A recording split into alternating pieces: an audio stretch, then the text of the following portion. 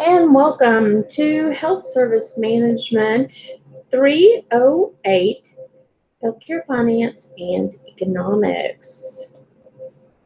Hope everybody is having an amazing Wednesday. It's a little rainy out there, but it's only temporary. This too shall pass. I hope everybody has had a wonderful week,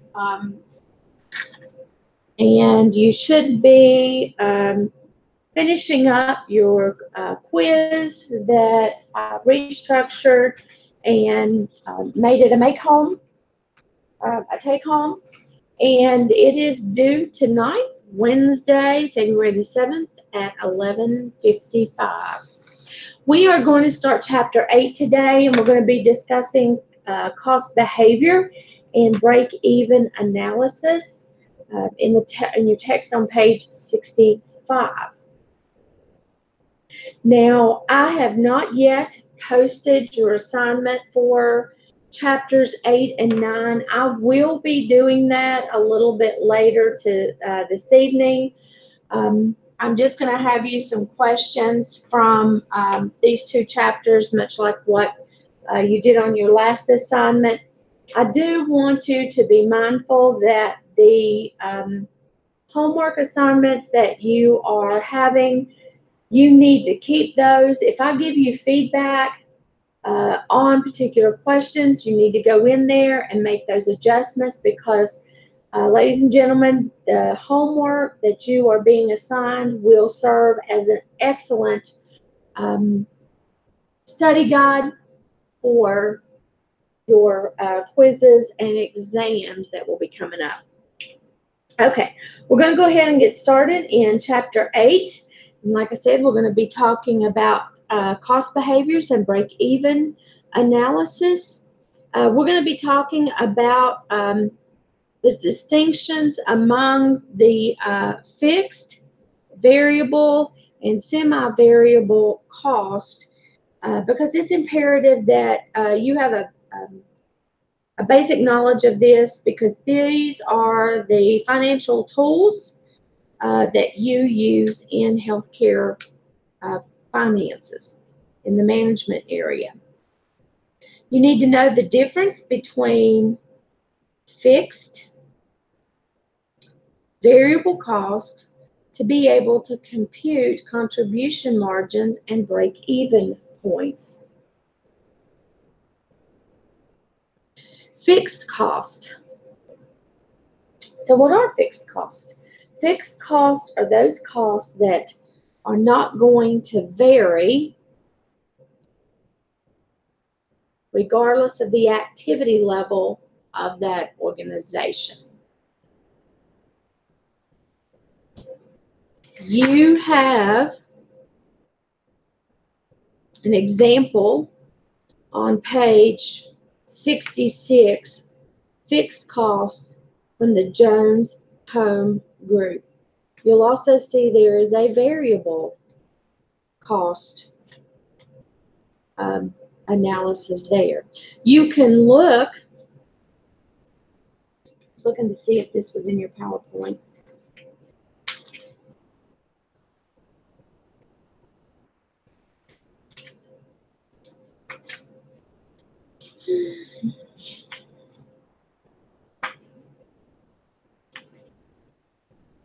Well, I'm not finding it quickly on your PowerPoint. I was thinking that maybe it was toward the back of your PowerPoint that may be incorporated, but it's not. When you look at your chart here, the horizontal axis of the graph is going to show the number of residents that are in the facility.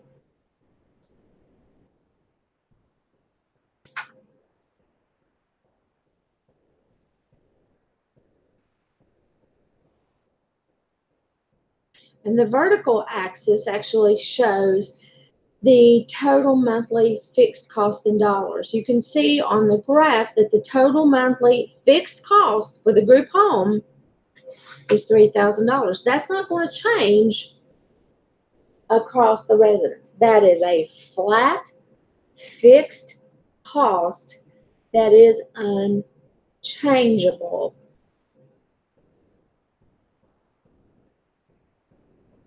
You know, and it doesn't matter whether what the activity level is of the residence.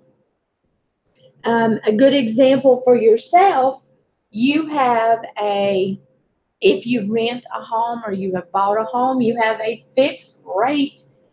Your house payment is a fixed rate. Your rent is a fixed rate. Your car payment is a fixed rate. You're going to pay the same car payment until it's paid off, regardless of whether it sits in the garage, in the driveway, or you're running up down the highway, running all the rubber off your tires. Now, variable cost, on the other hand, is going to be in direct proportion with activity level or volume of an organization. Again, let me draw your attention to page 66 under figure 8.2, where you can see the variable cost. In this particular example, it shows the number of residents there in the home. The vertical axis is actually going to show the total monthly variable cost in dollars. And these variable costs for the group home changes are proportionately with the number of residents, or the number of activity level, or the activity level or volume in the home. And a good example is, well, it can be food cost. You know, that's going to vary based upon the number of residents that you have in the home. It can vary based upon the disease processes that are within the home that you are trying to buy food for as well.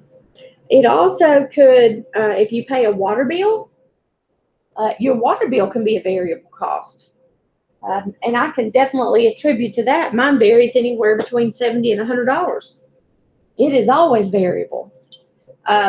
Your electric bill can be a variable cost if you are not on what they call a monthly rate, where they take a 12-month total, cumulative total, they add it up and divide it over 12 months and say, okay, you use on average $210 a month on electric bills, on electricity, on average. And if you pay $210 every month, you should break even at the end of that year, and at which point that variable cost turns into a fixed cost, because then you know you're going to pay the same amount regardless of what your consumption is. But it doesn't always work that way. You can't always do it like that. Any questions? As always, if you have questions, concerns about anything that we're going over in lecture, my contact information is on the front page of the syllabi. Please do not hesitate to let me know.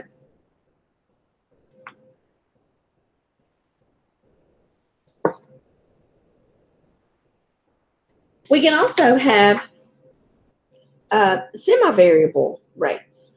Semi-variable rates. These are costs that vary with the activity of the level of activity or the volume, but not in direct proportion.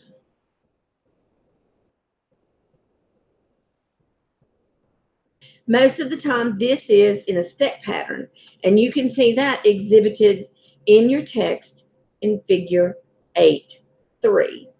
Guys, if you do not have your textbook with you as you are listening to this lecture, then you need to take a minute, pause this lecture, and go get your textbook, because it's imperative that you're able to see these examples. These graphs or figures that are within the context of your textbook in this chapter are not included on this PowerPoint, so I cannot pull them up. As you're looking at the semi-variable cost and how it is a step pattern in figure 8.3, you can see that the horizontal axis of the graph shows the number of residents that are in the home at the time. And the vertical axis actually shows the total monthly variable cost. You can see that variable cost as it goes up.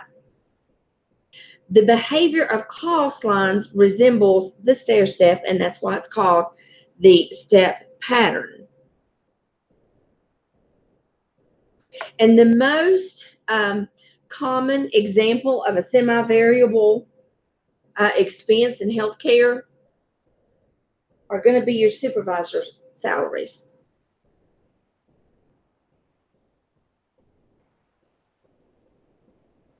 A single supervisor can perform adequately over a certain number of activities or a certain number of patients. But if you have an increase in your volume of patients, the number of patients, then that is going to require 2 supervisors. Now, guys, this is especially important in a long-term care facility, because most of the time supervisors can only oversee X number of employees with X number of patients. And usually you will also see this, that may not be as, you will see some semi-variability within a hospital setting based upon the volume of patients within the facility. Most of the time they have X number of supervisors that will oversee certain areas. We'll use a supervisor who would be over, let's say, 2 West, 3 West, and 3 South. And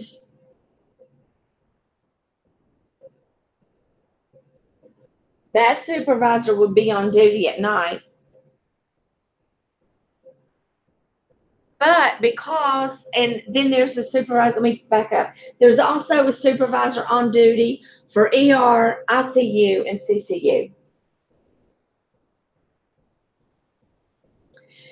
So we're going to say there's 2 supervisors on duty. But because census is really low, in that we normally have 75, 80 patients between those 3 areas, requiring the 2 supervisors. But tonight, we've had some patients go home. It's been really slow in the ER, and we're down to about 35, 40 patients in the whole house.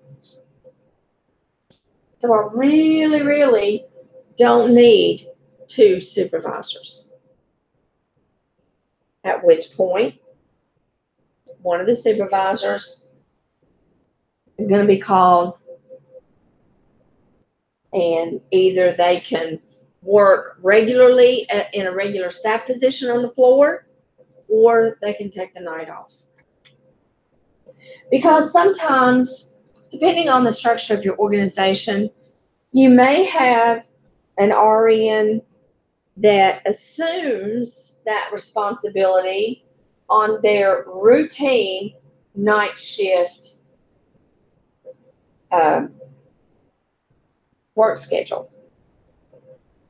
Meaning that, I've gone in tonight and I work on 3 South, but the patient load and acuity level of our patients are not going to warrant me being in a supervisory position tonight, so I'm going to have to work on the floor. My pay per hour is going to fluctuate. So there's where we're talking about that semi-variable cost. That can also apply into the nursing home concept as well. You need to recognize that there are two ways to think about fixed cost. Of course, the usual way is that you are looking at a flat line, and you heard me use the term earlier, it's a flat fee, a flat cost. That's because a fixed cost is usually flat. There's no peaks, no valleys, no steps, no downhill graphs, no uphill graphs. It's flat. And the bottom line is a fixed rate, or could be a fixed rate per individual within a nursing home within an X amount of dollars.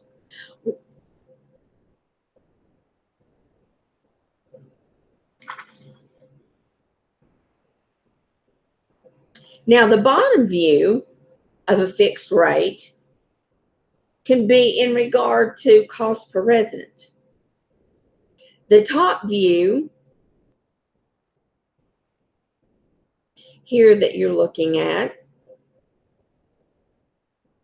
in figure 8.4 shows you that flat line. Then if you look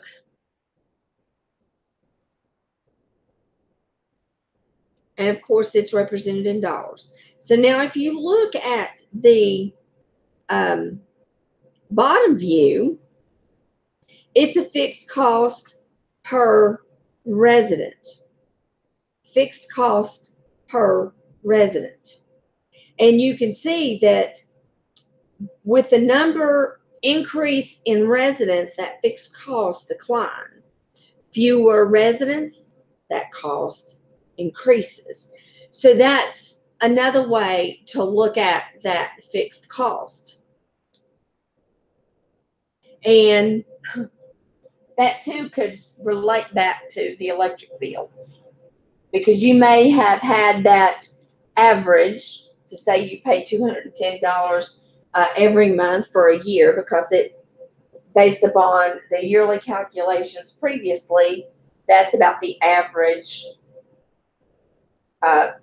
electric that you are using. However,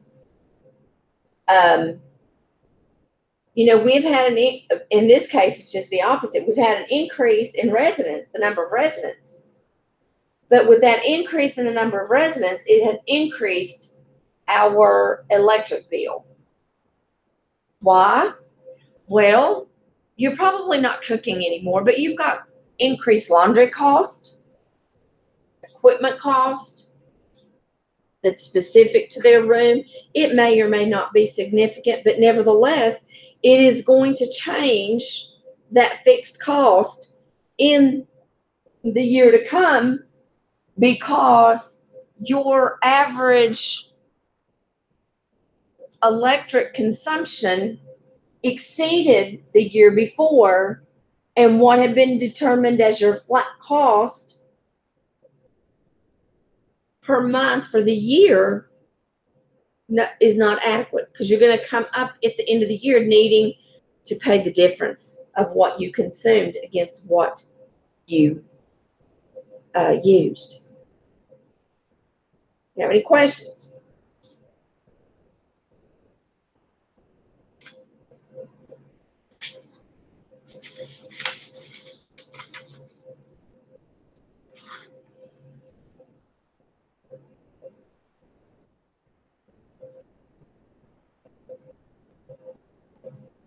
We can also look at our variable cost in two ways as well.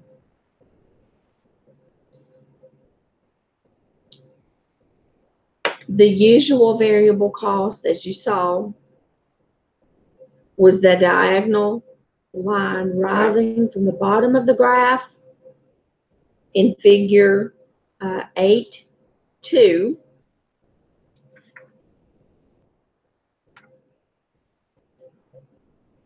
which is going to be back on page 66. And this is a steep diagonal line that represents the costs that are varying in direct proportion with the number of residents.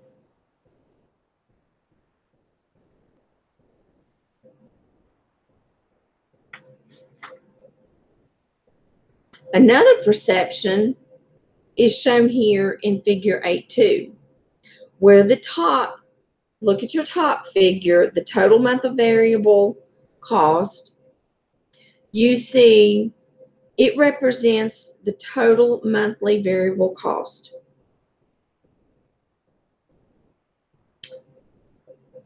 Which came out to be, what, about $2,800. The bottom line, you see, is variable cost per resident. And you need to think about that in view of dollars in total for the home for the month. And the bottom line is the variable dollars by number of residents. And the line is no longer diagonal, it's now flat, because this variable cost stays the same proportionately for each resident.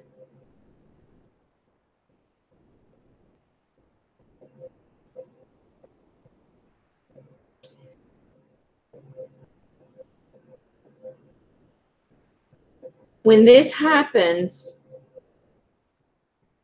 they become close to being mirror images of each other. Now, we really need to talk about semi-fixed costs, because these are sometimes used in healthcare organizations, especially whenever you are trying to staff your shifts or your physician office. Semi-fixed cost is the revenue of semi-variable cost.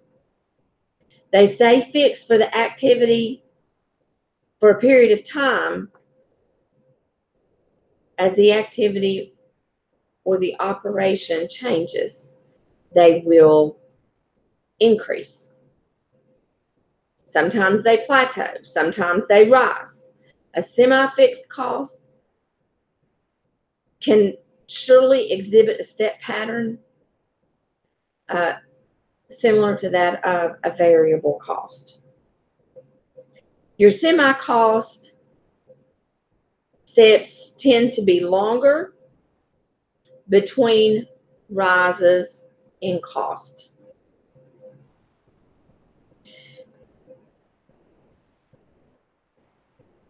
Whenever you have summaries of semi-fixed and semi-variable cost, usually you have what's called a mixed element of fixed and variable cost. Both semi-variable and semi-fixed cost are called mixed cost. That stands to reason, doesn't it?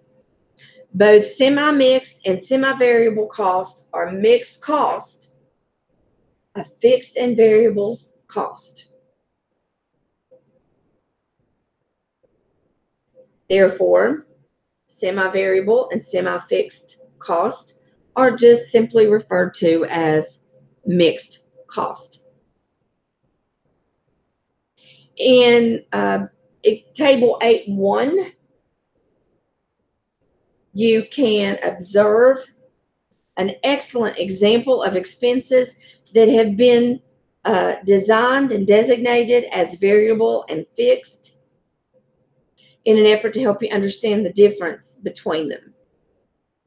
Some of these expenses can be variable from one organization, but yet they may be fixed with another organization. So you have to understand that based upon the organization type and how they've been set up, those variable and fixed cost are going to be different.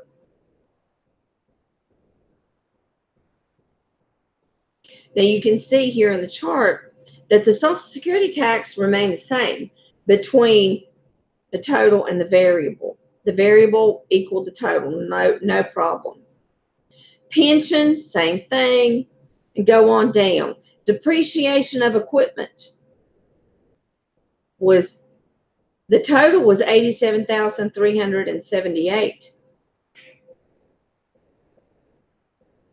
And that was neither fixed nor variable because that's going to be determined based upon an equation that is used.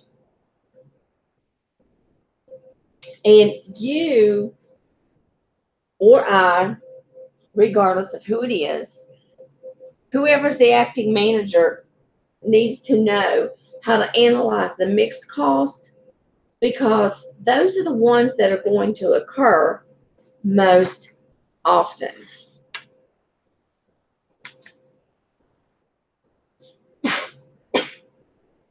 Oh, excuse me. I want you to study these examples of variable and fixed cost.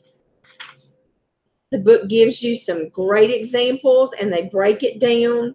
Once you have read through that, if you have any questions about how that has been determined or why they have done what they have done, please do not hesitate to let me know.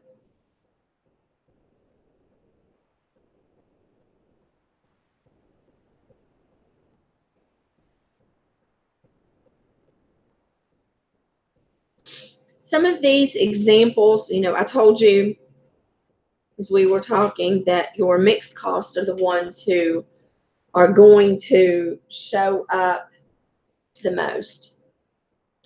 And that is because those mixed costs are going to be a result of services such as your telephones, maintenance, repairs, utilities.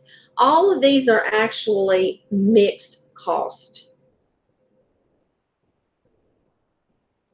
A fixed portion of the cost could be that particular portion that is there, period, just for having the phone service itself and being able to have it ready to use. But yet the cost can vary based upon how much you actually use the phone. A good example of this is most people don't have land phones anymore, but a land phone, you can have a flat fee to just have calls come in. You can receive calls in. But you cannot make calls out. If you do have the capability, let me put it this way, you do have the capability to make those calls out, but you're going to pay per minute per call in order to do that.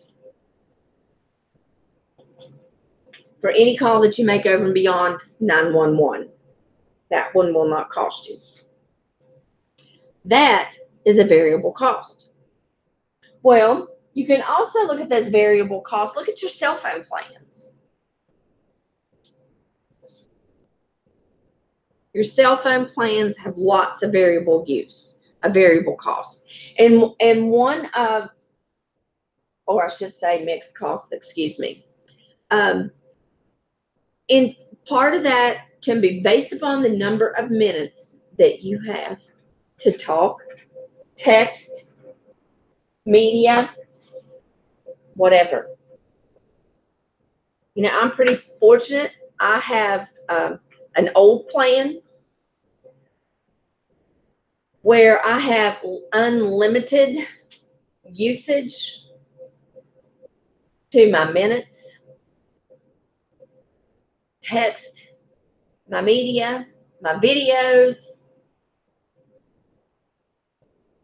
roaming. I don't have a data usage number that I have to stay within. But today,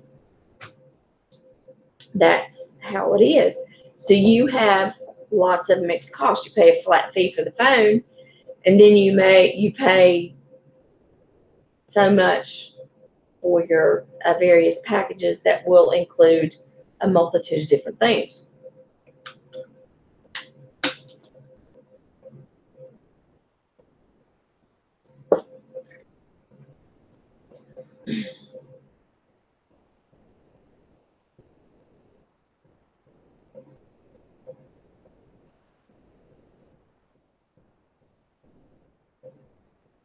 First of all, let's go a little bit deeper with this, and let's look at two examples and methods. They're simple methods of being able to analyze your mixed cost. Then we'll look at another one where we are looking at your high-low method. The first method we want to look at is called predominant characteristics and step methods.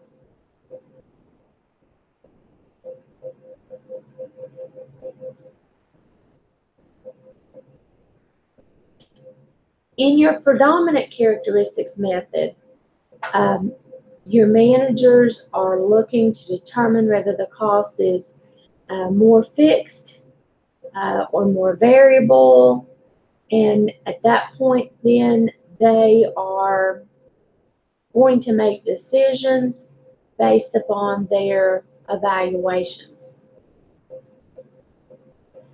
The first thing your manager is going to do is you're going to be looking at the steps. Look at the pattern, the set pattern of those mixed costs, and you'll determine whether the cost appears to be more fixed or more variable. But regardless of what your determination is as to whether they appear one way more so than another, we have to remember, because we are making a judgment, the judgmental calls, it's a very subjective decision that we're making, because it's purely based upon what we feel. When we look at analyzing, as you can imagine, on the high to low method, as the name implies, we are analyzing mixed cost, where we want to start examining that cost at the very highest level and at the very lowest level. And then we are going to compute the difference. And then we will determine the amount of that variable cost. Now, your book gives you an example. And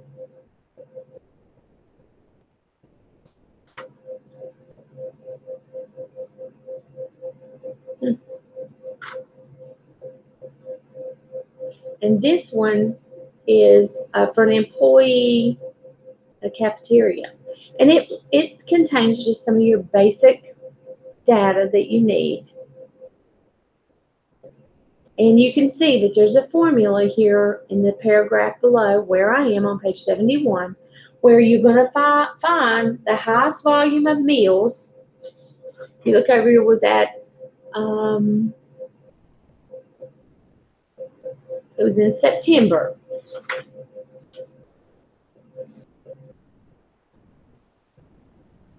There were 45,000 meals purchased at a cost of $164,000. And then if you look to see when the lowest volume of meals were delivered, that was in March.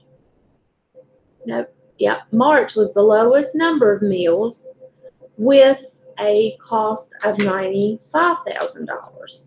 So if you want to determine the variable rate per meal, you're going to take your highest volume and subtract your lowest volume from your highest volume, and that's going to be a difference of 25,000. And then you take your highest volume cost of 165,000 and subtract the lowest volume cost from it, which is 95,000, which gives you a cafeteria cost of 70,000. Now, as you can imagine, what are you going to do to get your cost per meal? You're going to take the difference in the number of meals, and divide it, the cost of the meals, excuse me, I'm about to say this backwards, takes the cost of the meals, which was 70,000, and divide it by the number of meals, and that gives you the cost per meal at $2.80.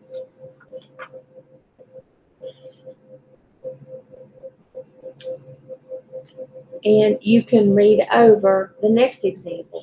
But you can see how this type of method, the high-low method, is going to be indicative of being able to determine your cost per meal, if it's healthcare cost, if it, per individual, to determine what type of activity you have going on. We need to realize that the high-low method is especially important whenever it's based on a relationship between the highest and the lowest level, especially if it assumes a straight line relationship. There's a big advantage to this, and that's that it's very simple and easy to do.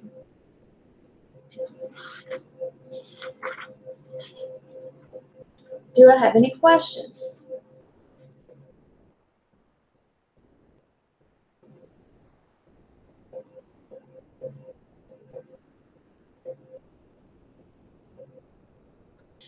This is a question for your written assignment for this week as a part of your watching the lecture.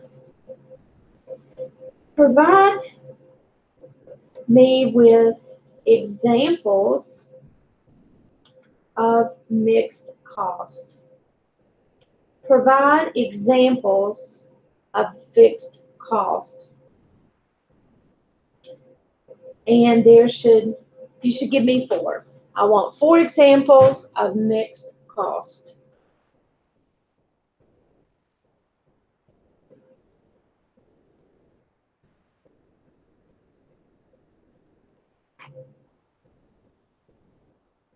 Okay.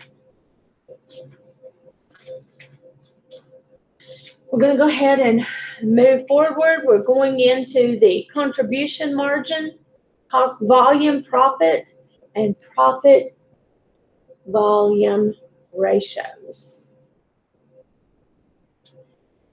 It's imperative that you are able to analyze a relationship between cost, volume, and profit.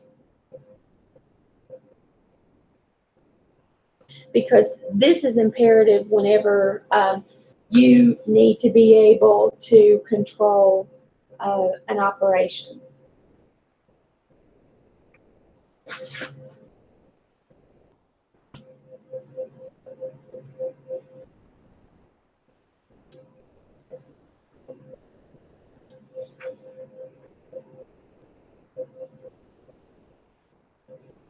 Whenever you are looking to determine this, your book gives you a great example on how to calculate contribution margins.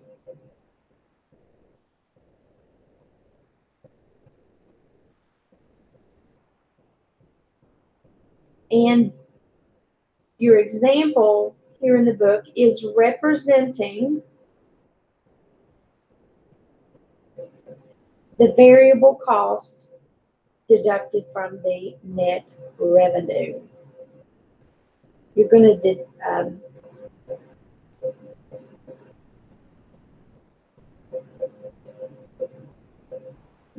to deduct your variable cost from your net revenues. Then it's important that you divide the cost into the fixed and variables to determine the contribution margin. And that can be either fixed or variable. But yet you need to understand there are no mixed costs within this type of a calculation. There are no mixed costs within this calculation.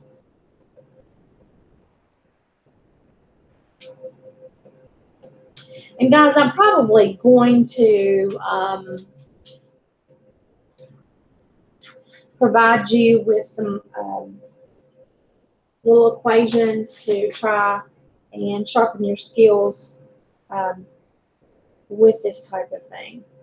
Let's now look at our cost volume profit ratio or our break even ratios.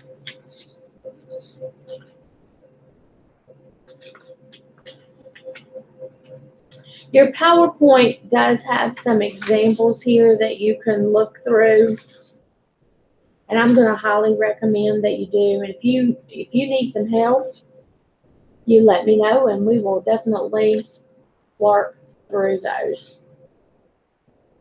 A break-even point is the point when the contribution margin equals the fixed cost. If at any time your the operation of an organization exceeds a break-even point,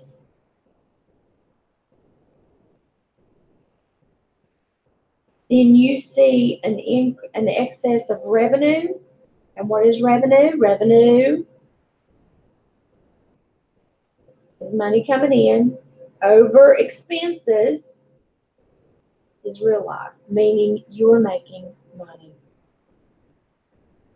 However, if the operation doesn't reach a break-even point, you will have expenses, money going out over the money that you have coming in. And then you are in the red because you are in a loss situation. It's really important that you grasp these break-even points. There's two ways in which to express the break-even point. It can either be in the amount per unit or the percentage of net revenue. If you are going to express the contribution margin by the percentage of the revenue, then it is considered profit volume. Profit volume is expressed as a percentage of net revenue.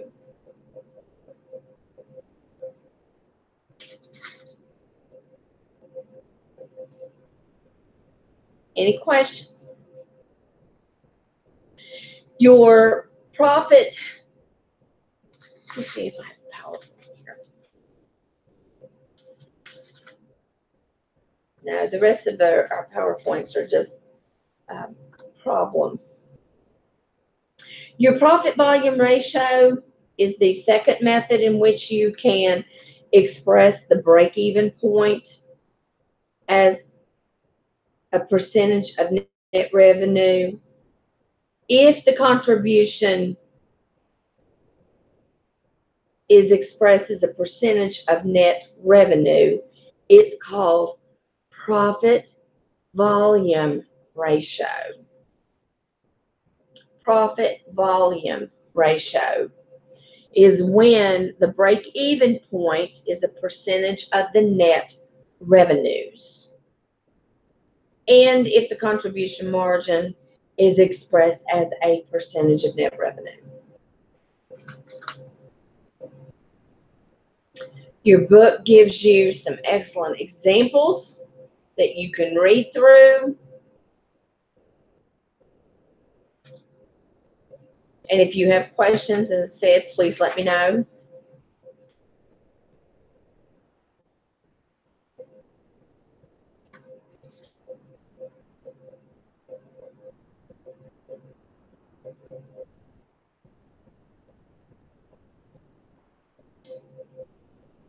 Let's talk about these scatter graphs.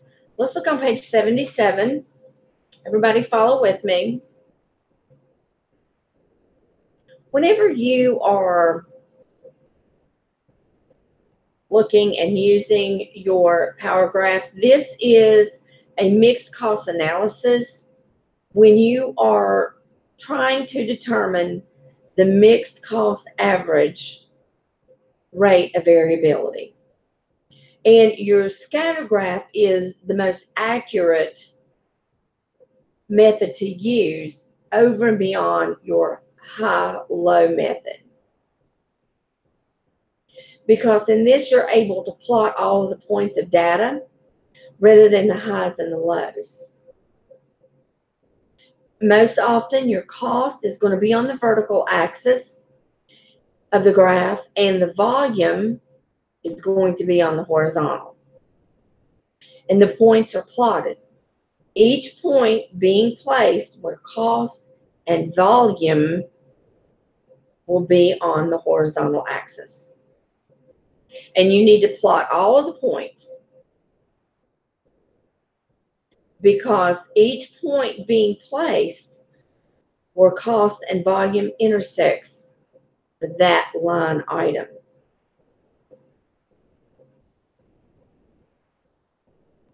At which time you can place a regression line that's fixed on the plotted points.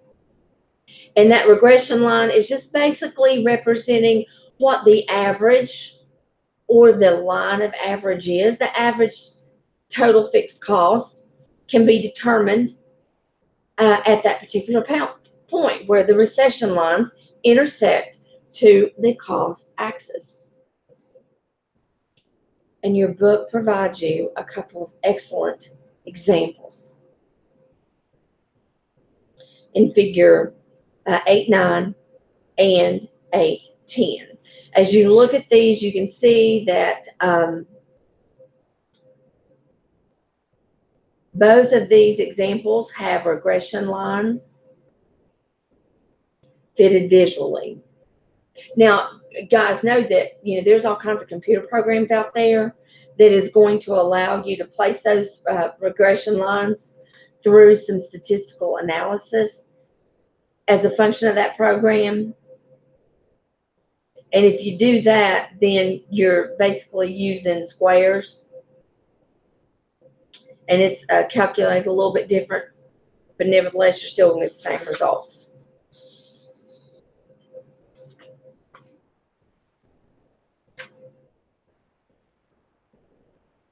I have another question for you for today's lecture.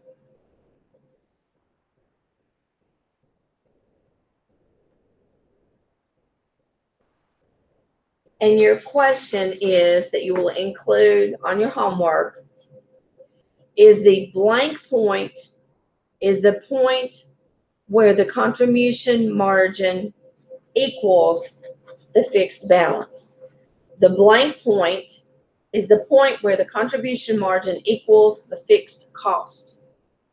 Guys, that is going to conclude our lecture for today. I hope everybody has a wonderful remaining Wednesday afternoon, and I will look forward to seeing you back here on Friday.